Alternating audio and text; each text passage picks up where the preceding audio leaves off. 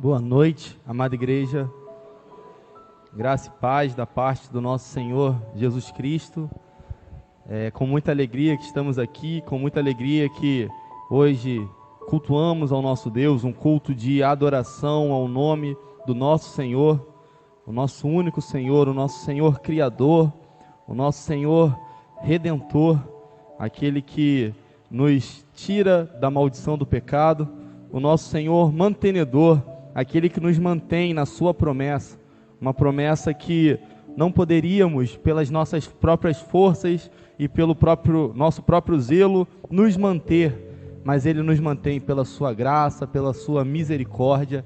E hoje estamos aqui como família de Cristo, como corpo de Cristo, como igreja do Senhor, porque Ele cuida de nós, porque Ele não somente cuida no passado, não somente cuida no presente, mas Ele sempre cuidará nas nossas vidas. Essa é a razão de sermos igreja, essa é a razão de estarmos reunidos aqui nesta noite, adorarmos, glorificarmos o nome do nosso Deus, nos congregarmos como igreja, em comunhão, louvando, lendo a palavra, orando, entoando louvores ao nosso Deus. Esse é o propósito desse dia, esse é o propósito das nossas vidas. Que Deus nos abençoe. Convido os irmãos a abrirem as suas Bíblias no Salmo de número 119.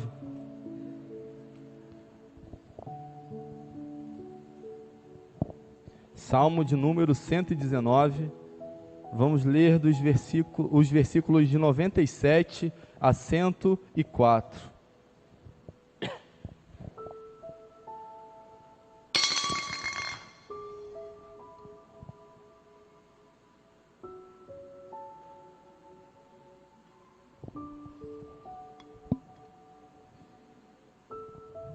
Conforme os irmãos forem achando o texto bíblico, se colocando em pé, para que possamos ler de maneira alternada.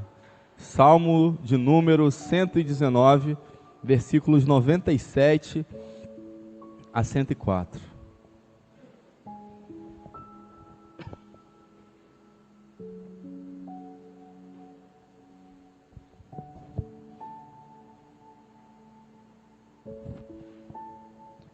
O texto diz o seguinte: quanto amo a tua lei, é a minha meditação todo dia.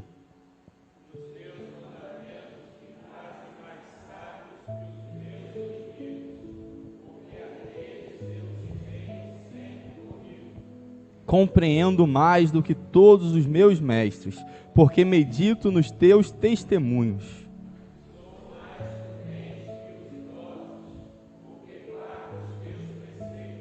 De todo mau caminho desvio os pés, para observar a tua palavra.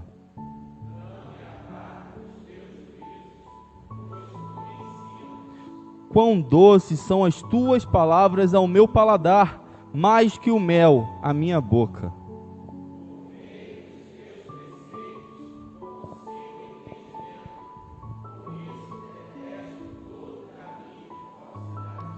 Amém.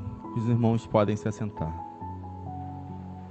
Quanto amo a tua lei, a lei do nosso Deus, a palavra do nosso Deus.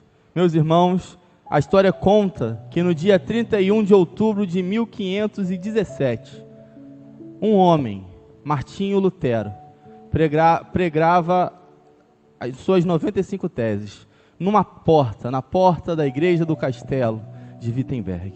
Aquele ato mudaria muita coisa. Aquele ato faria com que nós estivéssemos aqui hoje, lendo a Escritura Sagrada e tendo o culto da forma como nós temos hoje. Esse ato foi um ato extremamente ideológico, porque Martinho Lutero, com isso, ele não buscava criar uma nova denominação, ele não buscava criar uma nova igreja.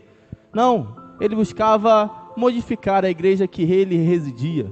É interessante que o ato de se colocar algo na porta do castelo da igreja era um ato muito de aula, né? Martinho Lutero, ele era um professor, era um ato muito acadêmico. Ele fez isso por quê? Porque esse ato representava o convite a um debate, o convite a um discurso, a algo que eles iriam debater, e por conta desse debate eles iriam entrar em um consenso. Então esse era o objetivo de Martinho Lutero.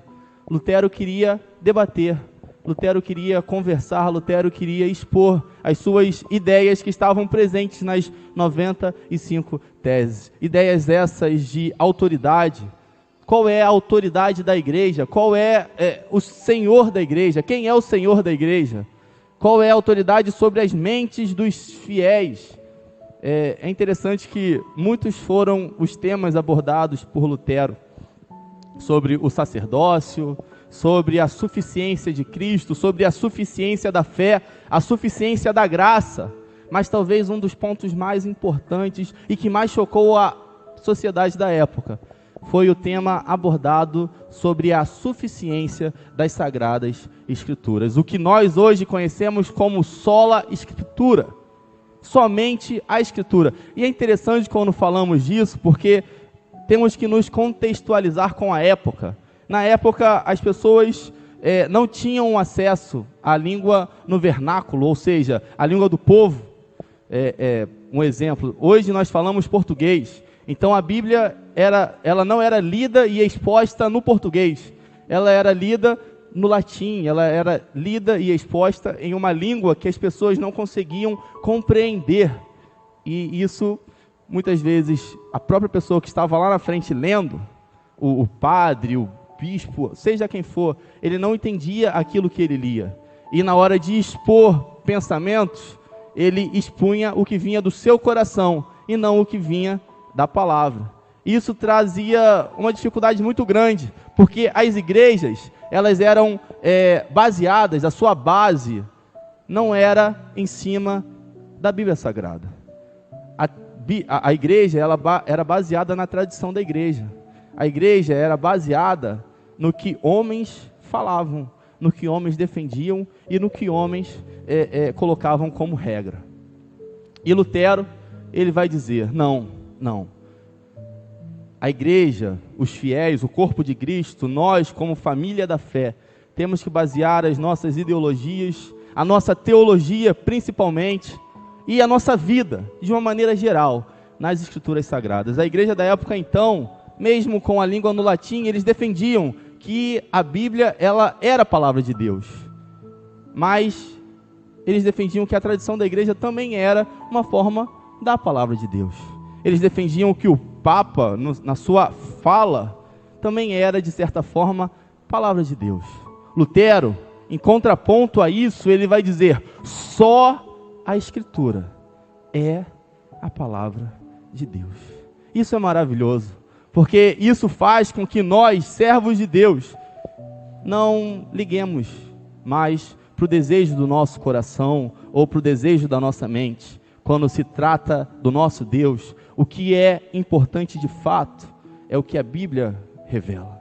Quando se trata de culto, se trata de igreja, quando se trata sobre sermos cristãos, o que importa é a palavra de Deus, são as Sagradas Escrituras. É interessante quando falamos disso, porque se nos lembrarmos no passado, né? Hoje em dia todo mundo tem acesso a médico, todo mundo tem acesso ao hospital, mas antigamente, se você passava mal, sempre tinha aquela tia, aquela avó, alguém que tinha muitos chás, né? E aí você passava mal, por exemplo, você estava com dor de cabeça, aí a pessoa falava, não, peraí que eu vou ali no quintal, vou arrancar algumas folhas, a pessoa amassava aquelas folhas, te dava um chazinho e você, muitas vezes, nem se curava. A dor de cabeça continuava, mas por conta da simpatia, você falava, nossa, estou melhor, estou muito bem.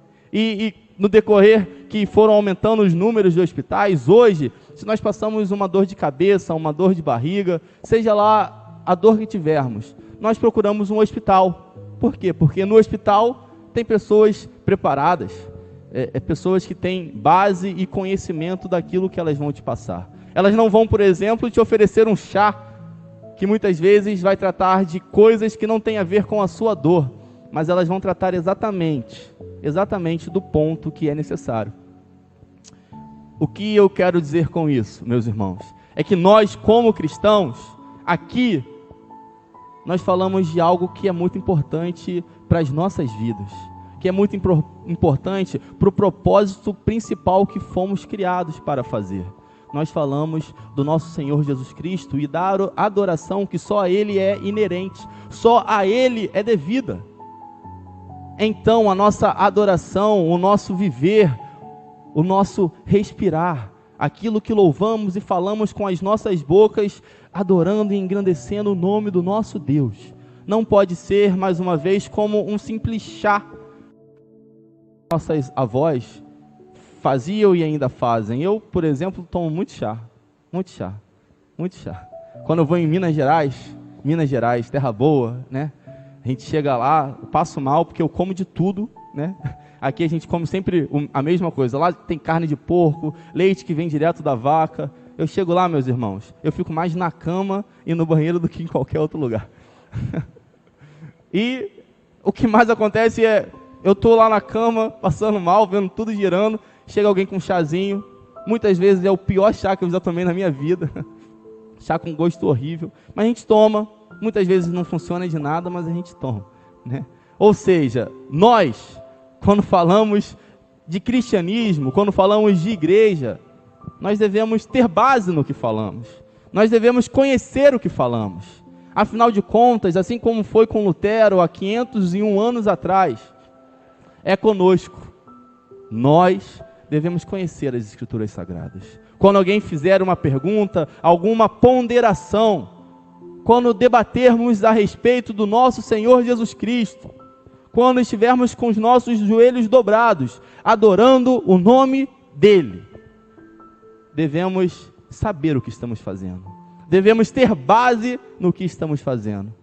Devemos, como cristãos, conhecer as Escrituras Sagradas. E de fato, algo que choca na história da Reforma é que a Reforma não foi um movimento progressista ou revolucionário em sua ideologia. E o que isso quer dizer? A Reforma ela não apontava para frente, ela não apontava para uma mudança de ideologia que era totalmente nova. Ao contrário, a Reforma ela apontava para trás. Enquanto muitos movimentos teológicos aconteceram, que apontavam para a liberdade do pensamento, que apontavam para a liberdade de ideologias, a Reforma ela vem ser cativa a uma ideologia, vem ser cativa da palavra de Deus. É interessante que, como consequência do ato de Lutero, ele foi convidado, em certo momento, a se retratar, a falar, olha, tudo isso que eu escrevi não serve de nada. O episódio é a Dieta de Worms, é um episódio até um tanto quanto famoso, e haviam líderes religiosos da época, e as pessoas queriam ouvir Lutero falando que ele iria se retratar, que aquilo na verdade que ele tinha escrito era uma alucinação da sua mente. E então se juntam os líderes, os religiosos, falam, olha, você vai ser excomungado, você vai ser perseguido, você não vai ser mais professor, não vai ser mais um líder religioso, e você tem que se retratar disso tudo. E o que Lutero fala é algo maravilhoso. Ele fala, ó, eu não posso e nem vou me retratar. Por quê? Porque a minha consciência, ela está cativa à palavra de Deus. A minha consciência está cativa à palavra de Deus. Eu não posso e nem vou. Que Deus me ajude. Lutero, naquele momento, ele sabia que ele ia ser perseguido, ele sabia que um monte de coisa ia acontecer. E, inclusive, ele não batia no peito e falava, olha, eu, Lutero, sei da verdade. Não, porque ele podia falar, né, ó, não vou me retratar em nenhum... Não, o que ele falou foi, eu me retrato se alguém me mostrar na Escritura que o que eu falei está errado. Eu me retrato se alguém me mostrar com base na palavra de Deus que o que eu falei não é o certo. Ele aceita a perseguição, ele aceita o que iria acontecer com ele, porque o seu coração e a sua mente estavam ligados às Sagradas Escrituras. Meus irmãos, quando olhamos para o nosso século, quando olhamos para o que acontece no dia a dia da vida das nossas igrejas por aí fora, algo que nós vamos ter que reconhecer é que esse amor, esse zelo, esse cativeiro da mente e coração à palavra de Deus é algo que tem nos fugido e muito à realidade. É algo que muitas vezes a gente se pergunta por que tantas igrejas nascem todos os dias e pouca diferença se faz. Por que existem tantas pessoas falando de Cristo, quando na verdade pouco se tem feito sobre Cristo e a respeito de Cristo? Então, a resposta que nós temos, e o texto é muito claro sobre isso, é que, de fato, as pessoas, embora estejam falando sobre, elas não têm base, elas não têm conhecimento e elas não têm prática de vida. Elas não têm prática de vida. O Salmo 119, meus irmãos, é uma poesia muito bela. É um dos meus salmos preferidos. É um salmo cansativo, porque tem muitos versos, de fato.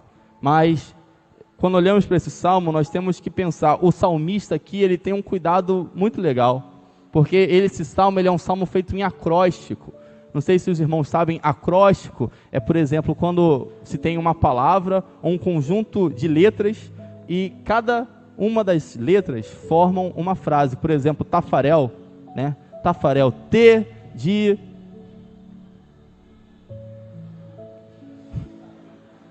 T de que, gente? De tímido, né? T de tímido, fugiu, sumiu as palavras da minha mente. T de tímido, A de amor, F de feliz, e assim é o Salmo 119, é um acróstico, só que é um acróstico feito com as letras do alfabeto hebraico.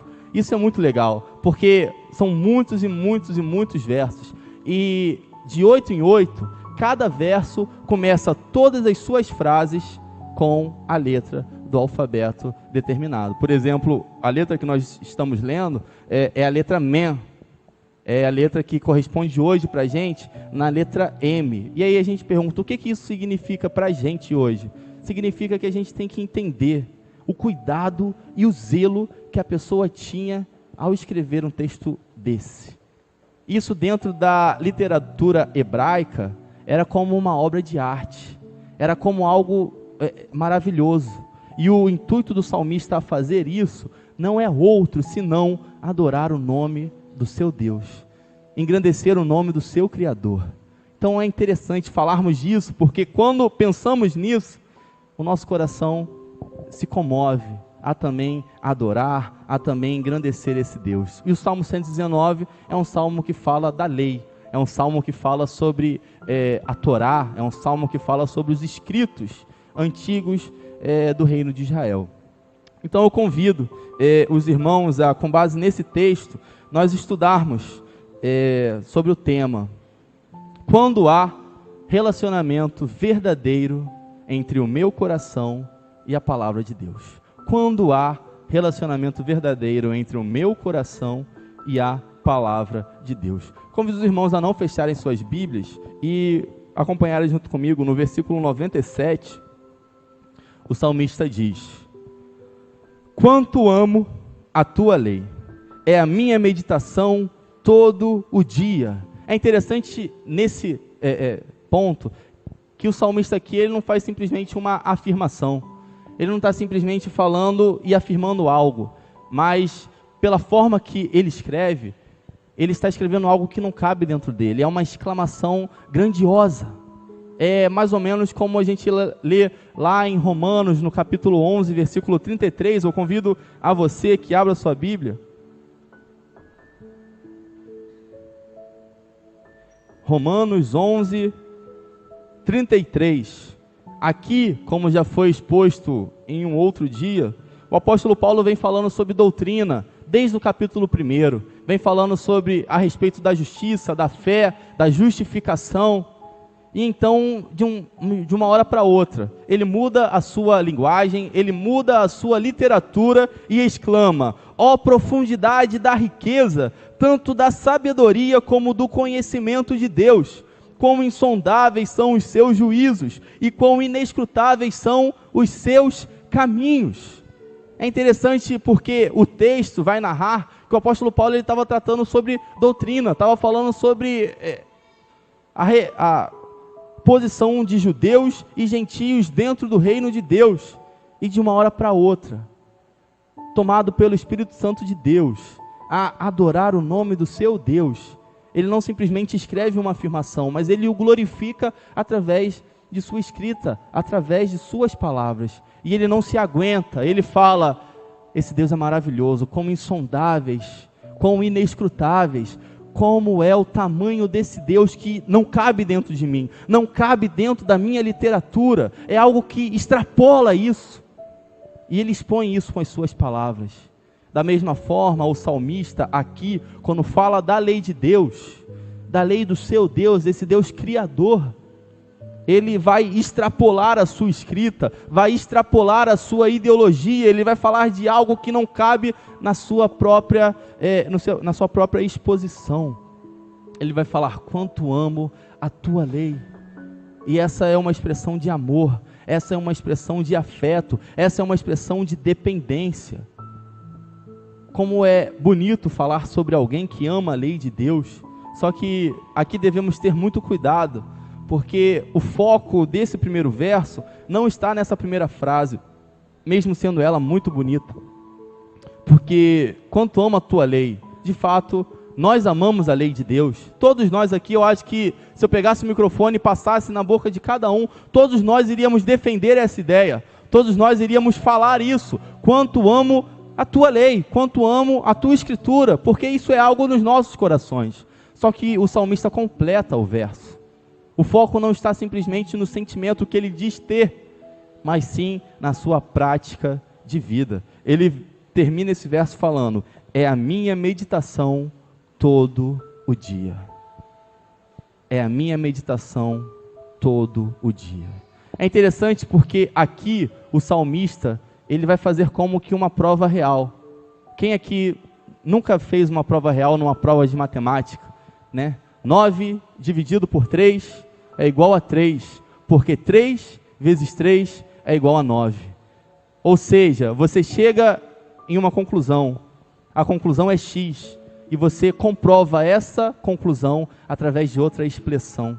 O salmista aqui, ele vai falar essas duas frases de uma forma tão compacta e tão sincera, num instrumento de adoração a esse Deus, de tal forma que essas duas frases, elas não existem sozinhas. Elas fazem parte de uma expressão essa tal, que não pode ser dita uma sem a outra. Não existe o quanto amo a sua lei, se não existir nela, medito todos os dias, todo dia. Meus irmãos, esse é o nosso dever. O nosso dever como cristãos é amar a lei de Deus, com certeza. O nosso dever como cristãos, se queremos ter um relacionamento sincero entre o nosso coração e a Escritura Sagrada, é um sentimento de amor. Só que não é um sentimento do amor do século 21, é um sentimento de amor que a Bíblia traz. É interessante quando falamos de amor na Bíblia, nós não falamos de simplesmente um sentimento aberto e romântico, simplesmente algo que são palavras, simplesmente poesias. Não, quando falamos de amor na Escritura Sagrada, nós falamos de ação, nós falamos de vida, nós falamos de vivência. Nós, Igreja do Senhor, devemos amar essa lei, sim, mas devemos vivê-la, devemos meditá-la. É interessante que, como já foi falado, a lei aqui que o salmista traz é a Torá. Torá são os 5 primeiros livros escritos pela tradição que nós acreditamos por Moisés. É aquilo que o povo de Israel seguia à risca. Como eles iriam adorar o seu Deus, como eles iriam viver em sociedade, leis morais, leis cerimoniais e leis civis. Leis que, olhando de certo modo, a gente pode olhar e falar: nossa, essa lei era pesada, essa lei era dura. O salmista aqui expressa o amor a uma lei que era seguida no Antigo Testamento. quão maior deve ser o nosso sentimento nessa noite, porque o salmista ele aponta para algo que ainda estava só descoberto uma parte. Ele tem no seu coração um amor à lei e uma esperança de um dia alguém que viria. Nós hoje temos no nosso coração o amor a essa lei, o amor a essa palavra de uma forma plena, convictos que esse nosso Salvador, nosso Messias já veio, que esse nosso Senhor e nosso Salvador já nos garantiu a vitória. Não é algo que aponta para o futuro, mas é algo que aponta para o hoje, para a obra que Cristo faz no nosso coração. O salmista inflamado exclama: quanto amo a tua lei. Nós, inflamados por intermédio do nosso Senhor Jesus Cristo, falamos e vivemos quanto amamos a lei desse Deus, a lei que nos revela a mensagem de um Deus que cria, de um Deus que redime e um Deus que mantém. Esse é o amor que devemos ter com a lei de Deus. Se o nosso coração tem um relacionamento sincero, deve ser um sentimento de amor e um sentimento que é vivido todos os dias através da prática, do estudo e da meditação. Quando olhamos mais uma vez para Lutero, como foi dito na introdução sobre a reforma protestante, nós vamos entender, Lutero ele só fez o que fez, mais do que político, social, ideológico, ele só fez o que fez, porque o seu coração estava ligado à palavra de Deus. E essa ligação não era uma ligação qualquer, não era simplesmente um sentimento, mas era meditação, era estudo. Lutero ele era professor da epístola aos Romanos, que foi justamente a epístola que mudou a sua visão de evangelho. Nós somos professores de toda a escritura, de todo o evangelho, porque ensinamos aos nossos filhos, porque evangelizamos os nossos amigos e irmãos, porque temos que ter esse evangelho na nossa mente e no nosso coração, através de meditação, através de estudo, através de vida. Assim como foi Lutero há 501 anos atrás, somos nós hoje, porque o lema da nossa igreja é esse, uma igreja reformada que sempre se reforma. A reforma não é um movimento histórico apenas, mas é algo que deve viver no nosso coração. Quando qualquer tipo de ideologia, quando qualquer tipo de psicologia surgir, o nosso papel é: quanto amo a tua lei, nela eu medito todos os dias, e nela a minha mente e o coração são cativos. Se existe algo que foge da Sagrada Escritura, isso não tem a ver com cristianismo, isso não tem a ver com o evangelho, isso não tem a ver comigo. O salmista continua, e no primeiro momento ele fala sobre o amor e a meditação. No segundo momento, ele vai falar sobre a vida dele. No versículo 98, ele vai dizer o seguinte: os teus mandamentos me fazem mais sábio que os meus inimigos, porque aqueles eu os tenho sempre comigo. 99, compreendo mais do que todos os meus mestres, porque medito nos teus testemunhos. E 100, sou mais prudente que os idosos, porque guardo os teus preceitos. É interessante quando lemos esses versos por si só, talvez não entendamos o que o salmista aqui quer dizer. Devemos fazer uma viagem histórica até o ambiente que o salmista vivia, porque quando ele fala de inimigos, de mestres e de idosos, nós só vamos entender a profundidade do texto se entendermos quem são os mestres, os inimigos e os idosos. Inimigos, o salmista ele vive em um ambiente de guerra, em um ambiente em que impérios surgem, seja o Império Assírio, o Império egípcio antes, o Império Assírio, o Império Persa, o Império da Babilônia, seja qual for o império que surja, impérios surgiam. As pessoas, inclusive o seu povo, era subjugado. Então aqui ele faz uma comparação. Olha, eu, em frente aos inimigos, eu sou mais sábio. Mas ele não bate no peito e fala: olha, eu sou mais sábio porque eu sou muito inteligente. Eu sou mais sábio porque eu sei muito de estratégia, porque eu sei muito de matemática, porque eu sei muito... Não. Ele bate no peito e fala: olha, eu sou mais sábio que os meus inimigos, porque os mandamentos do meu Deus eu tenho sempre comigo. Os mestres.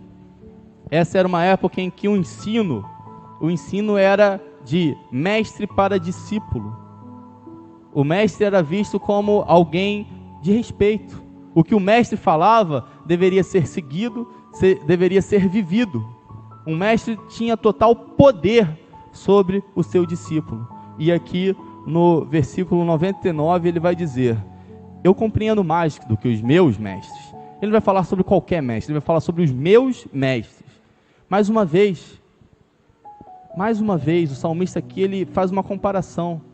Ele fala: olha, em relação aos meus mestres, que a sociedade toda olha e fala: esses são os mais inteligentes, esses são aqueles de maior compreensão. Ele diz: eu compreendo de maneira mais fácil.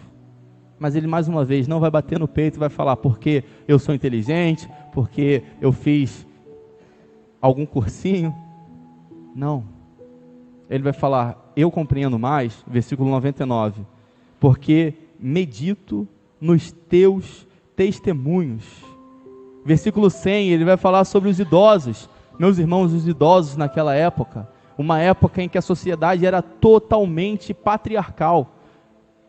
E os idosos, os anciãos, eles eram tidos como, muitas vezes, a autoridade máxima em determinados assuntos. Os idosos eram tidos como aqueles que tinham maior experiência de vida, seja de batalha, seja de ensino, seja familiar. Então eles eram sim autoridades, e o que ele vai dizer? Eu sou mais prudente que os idosos. Mas ele não bate no peito e diz que ele é mais prudente, seja lá por que for.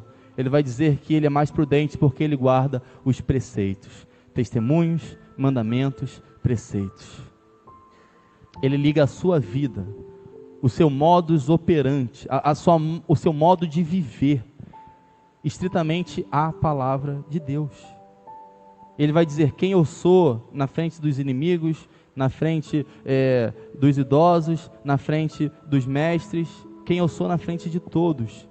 A minha vida não é pautada por psicologias e ideologias minhas, não. A minha vida, tudo que eu sou, é pautado pelos preceitos, pelos testemunhos, pelos mandamentos de Deus.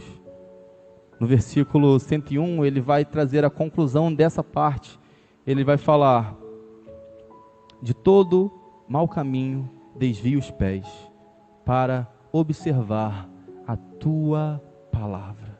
Ou seja, os preceitos, os mandamentos, ou seja, os testemunhos, o que ele é, a sua intimidade que ele tem com tudo isso, só é possível porque ele desvia a sua mente e coração dos maus caminhos. Meus irmãos, mais uma vez, fazendo uma comparação do que o salmista escreve com a realidade que nós vivemos hoje.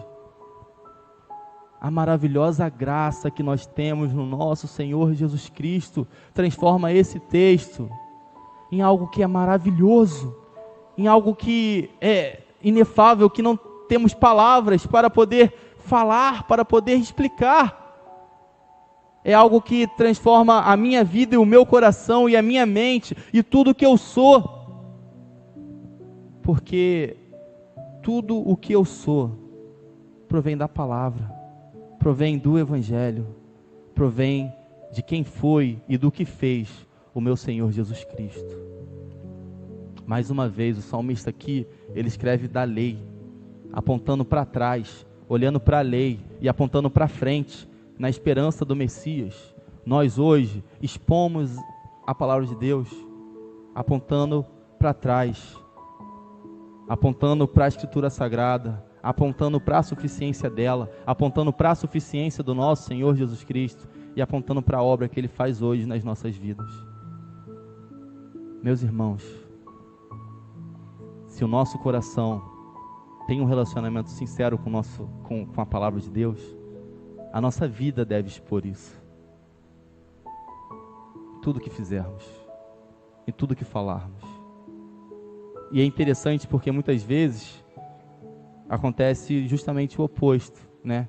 Conhecemos pessoas que aqui dentro, cristãos, lá fora, não cristãos, né? Falta testemunho, falta vivência. E é por isso que a sociedade não muda. A sociedade não muda porque não é o que a gente faz em quatro paredes que vai mudar a sociedade. É o que a gente faz lá fora. A sociedade não muda porque é o nome do nosso Senhor Jesus Cristo e não nós que mudará ela. E quando sairmos pela porta, somos Tafarel, somos cada um. Não, meus irmãos, nós temos que ser cristãos, nós temos que viver pela palavra, nós temos que, com as nossas ações, através dos preceitos, dos testemunhos e dos mandamentos do nosso Deus, sermos referência, sermos formadores de opinião, e assim a sociedade muda, e assim a sociedade se transforma, porque é pelo nome de Jesus que tudo isso acontece, através da palavra de Deus. Então, em primeiro lugar, ele vai falar do amor, ele vai falar da meditação todo dia. Em segundo lugar, ele vai falar sobre a vida, sobre o que ele faz em relação às Escrituras Sagradas. Em terceiro lugar, ele vai falar sobre talvez um dos pontos mais delicados. Ele vai falar sobre o deleite.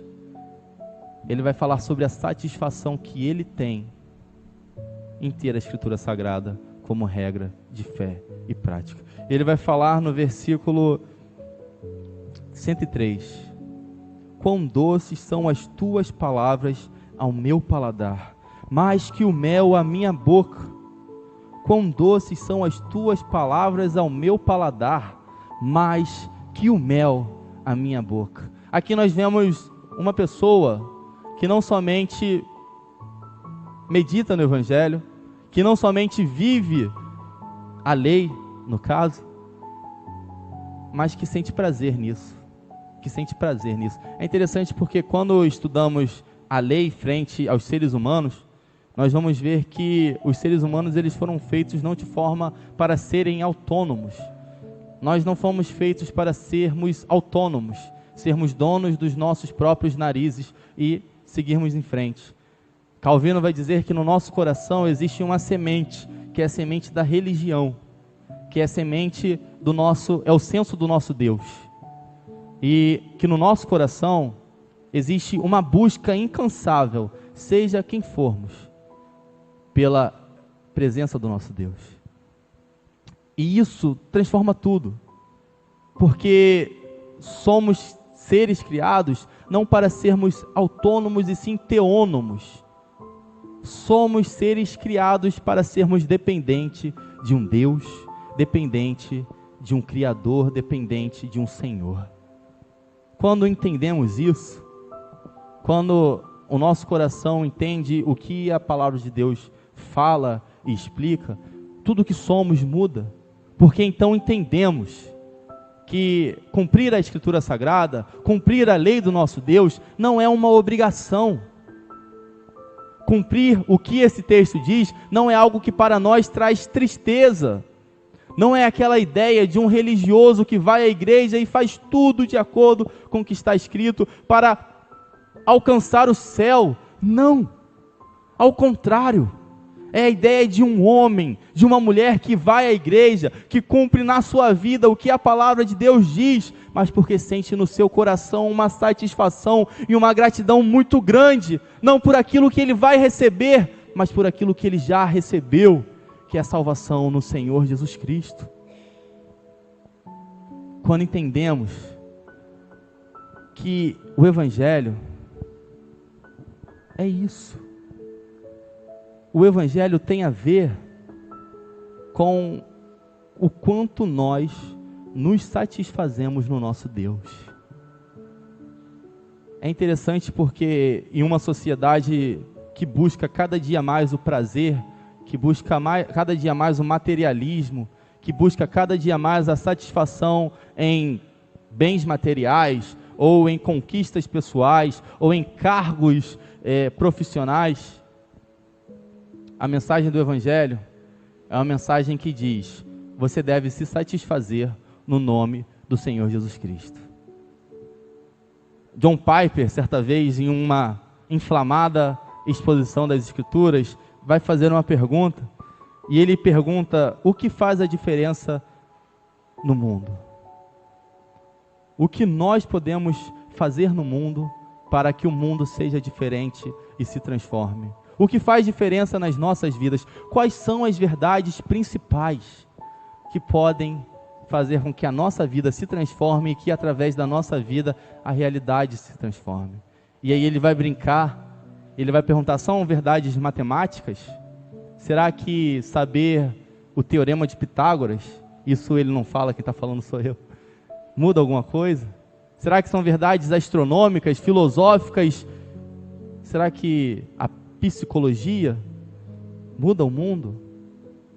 E ele vai dizer: essas verdades são muito importantes, as verdades psicológicas, as verdades filosóficas, as verdades físicas e matemáticas, mas as verdades que mudam o mundo, as verdades que mudam a vida das pessoas, que transformam a realidade que vivemos, são as verdades eternas, são as verdades absolutas, são as verdades encontradas nas Sagradas Escrituras. As verdades que nos mostram quem nós somos, quem é o nosso Deus, em qual situação estávamos antes de Cristo e em qual situação estamos após Ele. O deleite de reconhecer: Jesus Cristo é o meu Senhor, Jesus Cristo é o nosso Senhor. Essa palavra é o nosso deleite, não porque eu tenho que saber, não porque eu vou chegar no retiro da UMP ou da UPA e as pessoas vão fazer perguntas bíblicas, mas porque eu me satisfaço no Deus que eu sirvo, porque eu me satisfaço no meu Senhor. Concluindo, meus irmãos, esse texto é um texto muito rico.